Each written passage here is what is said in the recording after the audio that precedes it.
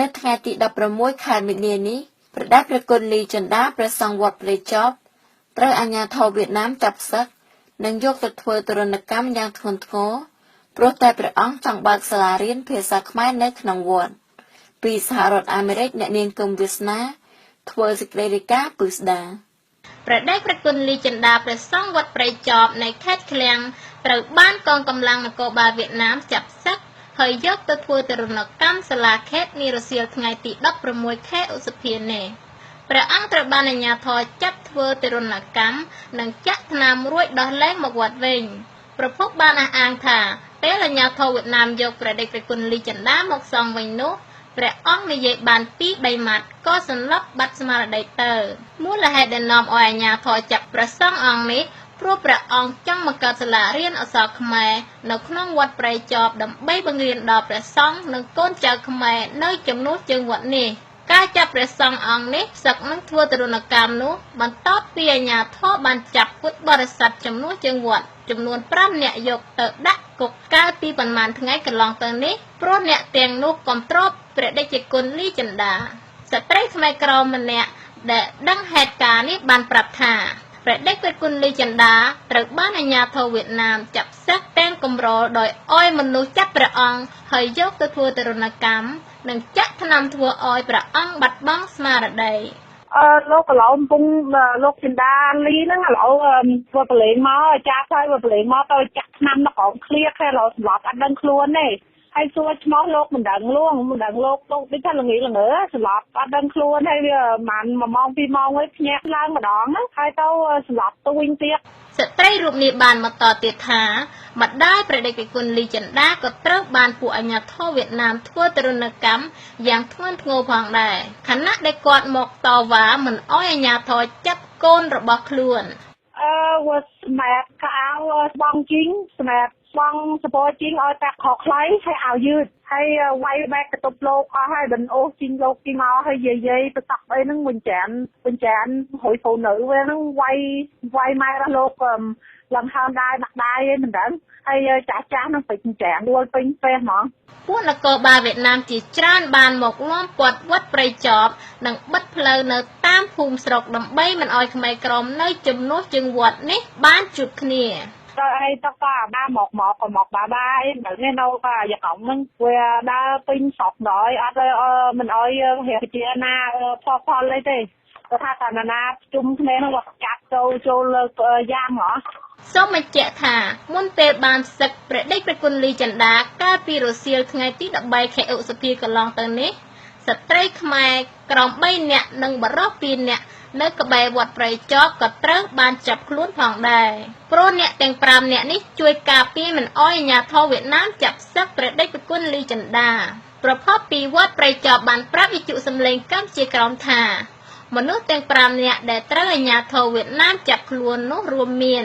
ទី1អ្នកស្រីលឹមធីសាងឡាងអាយុ56ឆ្នាំទី2អ្នកស្រីលីធីយ៉ាន់អាយុ43ឆ្នាំទី3អ្នកស្រីលីធីសបនអាយុ58ឆ្នាំនិងបរិសុទ្ធ2នាក់ទៀតគឺលោកម៉យនិងលោកដិនស្ត្រីម្នាក់នៅក្បែរវត្តព្រៃចប់បានប្រាប់វិទ្យុសំឡេងកម្ពុជាក្រោមថាអាជ្ញាធរវៀតណាមបានហៅអ្នកទាំងនេះទៅសួរចម្លើយហើយចាប់ទៅបាត់តែម្ដងរហូតមកទល់ពេលនេះអ្នកទាំង5នាក់នោះគេនៅមិនទាន់ឃើញត្រឡប់មកវិញទេហើយមើលធំពីអ្នកបងអូននោះពីនេះទៀតអត់ឃើញមកតែឃើញអបឈ្មោះសម័យហើយពុឌិននៅកំលេច4នឹងចាប់ធំសង្លាន់ហើយនៅកំលេច5វិញ9ហើយនៅទៅចូលមកនឹងយ៉ាងក្រុមមេដឹកនាំសហព័ន្ធខ្មែរកម្ពុជាក្រោមថ្លែងថាពួកគេនឹងយកដំណឹងនេះទៅរាយការណ៍ដល់ក្រសួងការបរទេសសហរដ្ឋអាមេរិកនិងនៅវេទិកាអចិន្ត្រៃយ៍នៃអង្គការសហប្រជាជាតិស្ដីពីបញ្ហាជនជាតិដើមលើកទី12នៅការិយាល័យកណ្ដាលអង្គការសហប្រជាជាតិដែលប្រព្រឹត្តទៅចាប់ពីថ្ងៃទី20ដល់ថ្ងៃទី31ខែឧសភាខាងមុខនេះនាបូរីញូវយ៉កសហរដ្ឋអាមេរិកនាងខ្ញុំគឹមវាសនាវិទ្យុសំឡេងកម្ពុជាក្រោមសហព័ន្ធខ្មែរកម្ពុជាក្រោមនិងអង្គការសមាគមខ្មែរកម្ពុជាក្រោមនៅកម្ពុជាបានចេញប្រតិកម្មភ្លាម ទៅនឹងអាជ្ញាធរវៀតណាមដែលបានចាប់ព្រះសង្ឃវត្តព្រៃចប់និងព្រះសង្ឃវត្តស្រីតសីផ្សឹកក្រុមតំណាងខ្មែរក្រមទាំងនេះបានចាត់ទុកទង្វើរបស់អាជ្ញាធរវៀតណាមថាជាការរំលោភសិទ្ធិមនុស្សយ៉ាងធ្ងន់ធ្ងរនាងខ្ញុំសិនស៊ីវថាសូមធ្វើសេចក្តីរាយការណ៍ព័ត៌មាននេះដូចតទៅមេដឹកនាំសហព័ន្ធខ្មែរកម្ពុជាក្រោមមានមូលដ្ឋាននៅសហរដ្ឋអាមេរិកនិងអង្គការក្រៅរដ្ឋាភិបាលរបស់ខ្មែរក្រោមនៅប្រទេសកម្ពុជាបានប្រតិកម្មភ្លាមៗទៅនឹងការដែលអាជ្ញាធរវៀតណាមបានចាប់ព្រះដៃប្រគុណលីចិន្តា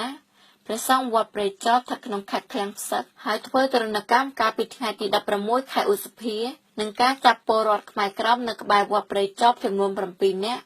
យកទៅដាក់គុកកាលពីពេលកន្លងទៅនេះក្រុមមេដឹកនាំសហព័ន្ធខ្មែរក្រមបានអះអាងថាទង្វើដែលអាជ្ញាធរវៀតណាមបានធ្វើចំពោះព្រះសង្ឃនៅកម្ពុជាក្រោមនោះគឺជាការរំលោភសិទ្ធិមនុស្សយ៉ាងធ្ងន់ធ្ងរហើយពួកគេនឹងធ្វើរបាយការណ៍ទៅស្ថានទូតនានាក្នុងប្រទេសវៀតណាមនិងអង្គការសិទ្ធិមនុស្សអន្តរជាតិនៅក្រៅប្រទេសពីសហរដ្ឋអាមេរិកលោកត្រឹងម៉ាន់រិនប្រធានផែនការនៃសហព័ន្ធខ្មែរកម្ពុជាក្រោមបានអះអាងថាសហព័ន្ធបានរាយការណ៍ករណីព្រះដៃប្រគុណលីចិន្តានៅវត្តព្រៃចប់ព្រះដៃប្រគុណថាច់ធឿននិងព្រះដៃប្រគុណលាវនីនៃវត្តសេរីតាសេកទៅស្ថានទូតមហាអំណាចប្រចាំនៅក្នុងប្រទេសវៀតណាមដើម្បីជួយអន្តរាគមន៍រឿងនេះឲ្យមានប្រសិទ្ធភាពលោកត្រឹងម៉ាន់រិនមានប្រសាសន៍ថាយើងមានទៅវិធីមួយគឺថាប្រាប់ទៅទូតអាមេរិកឲ្យទូតអាមេរិកធ្វើជួយធ្វើអន្តរាគមន៍យើងស្រាប់ធ្វើមានប្រសិទ្ធភាពម្ដងហើយកាលដែលពីខែ8ឆ្នាំ12ហ្នឹងដែលពួកនគរបាលទៅវត្តប្រសិទ្ធឯពីទៀតយើងទៅប្រាប់ទូតអាមេរិកនៅហាណូយហ្នឹងទូតអាមេរិកហាណូយហ្នឹងក៏បានចុះទៅដល់វត្តប្រសិទ្ធដែរណាយកខំតិចទៅកន្លងលើវត្តហ្នឹងមានอะไรតងជាតិបងសហរដ្ឋអាមេរិកគេឃើញគ្រប់គ្នាហើយហត់ទៀតលើវត្តហ្នឹងហើយចឹងទៅវាភីវាដកស្ងាត់រហូតដល់សប្តាហ៍ហ្នឹងដែរតែថាពីខាងមកមន្ត្រីសង្ឃគេអាសាផ្ញើលិខិតទៅឲ្យលោកនឹងសັບលោកនឹងឬក៏មិនលោកនឹងមកជួបអីចឹងលោកមិនទៅលោកបដិសេធទាំងអស់ក៏ធ្វើអីលោកមិនកើតលោកដល់សប្តាហ៍ហ្នឹងខាងវត្តប្រទេសឥឡូវវត្តទីចប់ហ្នឹងមួយបើវត្តទីចប់ហ្នឹងមួយទៀតធ្វើទៅតាមវត្តប្រទេសហ្នឹងវានឹងអាចខ្លាយទៅឲ្យវត្តផ្សេងនេះជាគំរូធ្វើទៅតាមទៅឲ្យក្រោយចុះទៅជាក្រុមហ្នឹងពួករដ្ឋាភិបាលទៀតគេថាបដិញ្ញាគេទៅតែបានក្នុងកន្លែងហ្នឹងណាកុំឲ្យមានតនក្រោយទៅវត្តផ្សេងទៀតសមាគមសង្ឃខ្មែរកម្ពុជាក្រោមសូមអំពាវនាវអង្គការក្រៅរដ្ឋាភិបាលទាំងអស់ដែលទទួលបន្ទុកផ្នែកការពារសិទ្ធិមនុស្សសូមជួយអន្តរាគមន៍ជាបន្ទាន់ដើម្បីជួយការពារព្រះសង្ឃនិងប្រជាពលរដ្ឋខ្មែរកម្ពុជាក្រោមទាំងអស់ដែលកំពុងរងគ្រោះយ៉ាងធ្ងន់ធ្ងរនេះជាសេចក្តីដើមនៃសារអំពាវនាវរបស់សមាគមសង្ឃខ្មែរកម្ពុជាក្រោមដែលមានមូលដ្ឋាននៅប្រទេសកម្ពុជាដែលបានចេញកាលពីថ្ងៃទី16ខែឧសភាឆ្នាំ2013នេះយោងតាមសារលិខិតនេះសមាគមសង្ឃខ្មែរកម្ពុជាក្រោមបានថ្កោលទោសអាជ្ញាធរវៀតណាមថាបានចាប់ផ្សឹកព្រះសង្ឃខុសច្បាប់ព្រះពុទ្ធសាសនានិងរំលោភទៅលើសិទ្ធិជនជាតិដើមដែលវៀតណាមជាប្រទេសហត្ថលេខីលោកតាំងសារៈប្រធានសហព័ន្ធខ្មែរកម្ពុជាក្រោមសាខាប្រចាំប្រទេសកម្ពុជាបានមានប្រសាសន៍ថាអាជ្ញាធរវៀតណាមមិនគួរលូកដៃចូលកិច្ចការផ្ទៃក្នុងរបស់ព្រះសង្ឃទេហើយទុកឲ្យព្រះសង្ឃនិងព្រះសង្ឃដោះស្រាយបញ្ហាទៅតាមធម៌អាវិន័យលោកតាំងសារៈប្រតិកម្មថាខ្មែរកម្ពុជាក្រមគឺបានចាត់ទុកព្រះសង្ឃហើយជាបុគ្គលដែលមិនអាចរំលោភបានហើយដល់អាជ្ញាធរទៅចាប់សិទ្ធិទៅសម្រាប់ស្បង់ទទួលតែមិនខុសនឹងវិន័យអានេះគឺជារឿងមួយដែលខ្មែរកម្ពុជាក្រមគេជាបាននឹងដឹកក្រមឈ្មោះមើលណាស់បើអញ្ចឹងគួរតែទុកបញ្ហានេះឲ្យព្រះសង្ឃហើយនឹងព្រះសង្ឃលោកដោះស្រាយទៅតាមធម៌អាសិក្ខាវិន័យតាមគម្រោងព្រះពុទ្ធសាសនាទៅវាល្អជាងចំណែកលោកសឿនជំជួនប្រធានបណ្ដាញយុវជនខ្មែរកម្ពុជាក្រោមដែលមានមូលដ្ឋាននៅកម្ពុជាបានមានប្រសាសន៍ថា